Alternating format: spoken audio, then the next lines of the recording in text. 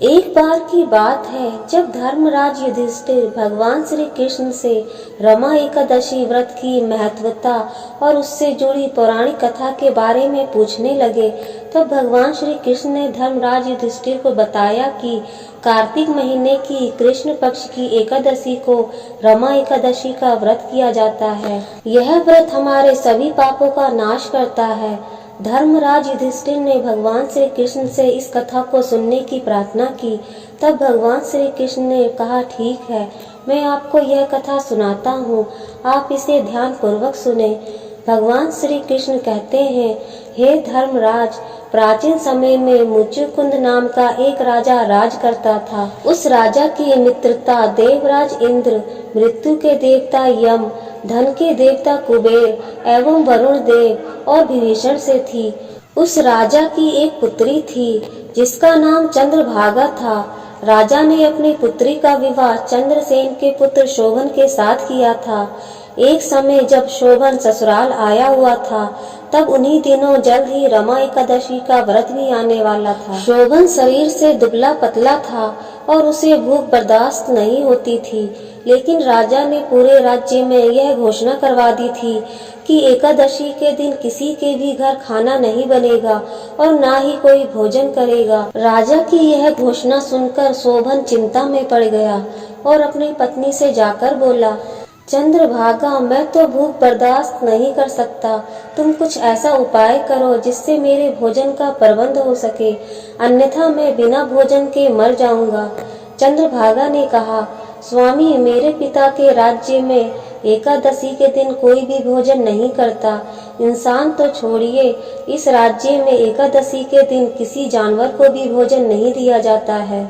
चंद्रभागा ने कहा, अगर आप भोजन करना चाहते हैं तो राज्य से बाहर किसी दूसरे स्थान पर चले जाइए, क्योंकि इस राज्य में रहकर तो आपका भोजन करना असंभव है। चंद्रभागा की बात सुनकर शोभन ने कहा, अगर इस व्रत में तुम्हारे पिता की इतनी आस्था है तो मैं भी यह व्रत जरूर करूंगा, चाहे जो हो जाए। शोभन ने भी रमा एकादशी का व्रत रख लिया, लेकिन कुछ समय बीतने के बाद ही वह भूख और प्यास से तड़पने लगा। सूर्यास्त के बाद जहाँ पूरा राज्य जागरण में मस्त था, वहीं शोभन भूख और प्यास से पीड़ित था। सुबह होते होते शोभन के प्राण पखेरु हो लिए और उसकी मृत्यु हो गई। राजा ने पूरे विधि विधान से शोभन का अंतिम संस्कार किया और चंद्रभागा को राजमहल में ही रहने का निवेदन किया। पति की मृत्यु के बाद चंद्रभागा पिता के राजमहल में ही रहने लगी, लेकिन रमा एकादशी व्रत रखने की वजह से शोभन को मंदराचल पर्वत पर एक सुंदर देवपुर प्राप्त हुआ, जहाँ वह अप्सराओं के साथ और हीरे जवाहरात मोतियों के साथ रहने लगा। शोभन की जीवन शैली देखकर ऐसा प्रतीत होता था जैसे वहाँ दूसरा इंद्र विराजमान हो। कुछ समय बाद मुचुकुंद नगर में रहने वाला एक ब्राह्मण तीर्थ यात्रा करते हुए घूमता घूमता उस पर्वत की ओर जा पहुंचा। वहां जाकर जब उसने शोभन को देखा तो देखते ही पहचान गया कि वह राजा का जमाई शोभन है। शोभन भी उसे पहचान गया और उसने अपने पास बिठाकर राज्य के बारे में कुशल मंगल पूछने लगा। ब्राह्मण ने कहा, राज्य में राजा और सभी लोग कुशल मंगल हैं, लेकिन हे राजन, मैं यह नहीं समझ पा रहा हूँ कि मृत्यु के पश्चात भी आपको यह सब कुछ, इतना आलीशान महल, इतना सुंदर राज्य कैसे प्राप्त हुआ। तब शोभन बोला कि कार्तिक कृष्ण पक्ष की रमा एकादशी व्रत करने से मुझे यह नगर प्राप्त हुआ है। शोभन ने कहा, लेकिन ब्राह्मण देव, यह सब अस्थिर है, कुछ ऐसा उपाय बताइए जिससे यह हमेशा के लिए स्थिर हो जाए। ब्राह्मण ने कहा, राजन, स्थिर क्यों नहीं है और स्थिर कैसे हो सकता है, आप बताइए, जरूरत पड़ी तो मैं अश्वमेध यज्ञ भी करने को तैयार हूँ।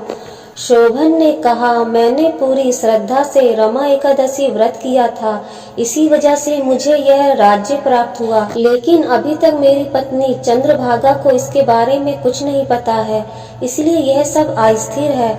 अगर आप जाकर यह सारी कहानी चंद्रभागा को बता दे तो यह सब स्थिर हो जाएगा। ब्राह्मण अपने राज्य वापस लौटा और राजा की पुत्री चंद्रभागा को सारी कहानी सुनाई। चंद्रभागा उसकी बात सुनकर बहुत प्रसन्न हुई और ब्राह्मण से कहा कि आप सच कह रहे हैं या किसी सपने की बात कर रहे हैं। ब्राह्मण ने कहा, पुत्री, मैंने तुम्हारे पति को साक्षात देखा है, यह कोई स्वप्न नहीं था। चंद्रभागा ने ब्राह्मण देव से निवेदन किया कि वह उसे लेकर उसके पति के पास जाए और उन दोनों का मेल पुनः करवा दे। ब्राह्मण ने चंद्रभागा की बात सुनकर उसे मंदराचल पर्वत के समीप वामदेव ऋषि के आश्रम पर ले गया, जहाँ वामदेव ने सारी बात सुनी और वेद मंत्रों के उच्चारण से चंद्रभागा का शरीर दिव्य कर दिया। एकादशी व्रत के कारण चंद्रभागा दिव्य गति से अपने पति के निकट पहुँच गई। अपनी प्रिय पत्नी को देखकर शोभन अति प्रसन्न हुआ और उसे अपने पास बिठा लिया। चंद्रभागा कहने लगी, हे स्वामी, आप मेरे सभी पुण्यों को ग्रहण कीजिए। चंद्रभागा ने कहा, पिछले 8 वर्षों से मैं अपने पिता के घर रमा एकादशी व्रत को विधि पूर्वक संपन्न करती आई हूँ, इसलिए अब मैं आपके इस अस्थिर जीवन को स्थिर कर सकती हूँ। चंद्रभागा ने अपने पुण्यों से वहाँ सब कुछ स्थिर कर दिया और अपने पति के साथ खुशहाल जीवन व्यतीत करने लगी। भगवान श्री कृष्ण ने आखिरी में कहा, हे धर्मराज, भविष्य में जो भी मनुष्य इस व्रत को विधि पूर्वक संपन्न करेगा, उसके समस्त पाप नष्ट हो जाएंगे। भगवान श्री कृष्ण ने कहा कि कृष्ण पक्ष और शुक्ल पक्ष की एकादशी एक समान है, इन दोनों में कोई भी भेद नहीं है, इसलिए इन दोनों एकादशी का व्रत जो भी मनुष्य विधि पूर्वक संपन्न करेगा, वह हमेशा सुखी जीवन व्यतीत करेगा। जय श्री राधे कृष्णा।